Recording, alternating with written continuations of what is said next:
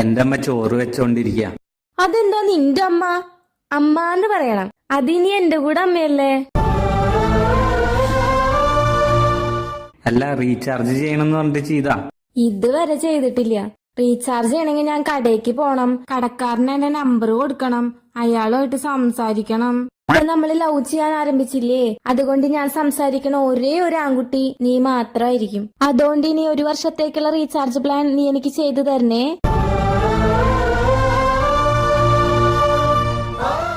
എടി, നീ എന്താ ചെയ്യുന്നേ? ഞാനിപ്പോ വെള്ളം കുടിച്ചോണ്ടിരിക്കുക. അയ്യോ, നോക്കി കുടിക്ക്, ഇല്ലെങ്കിൽ ശിരസി കയറും.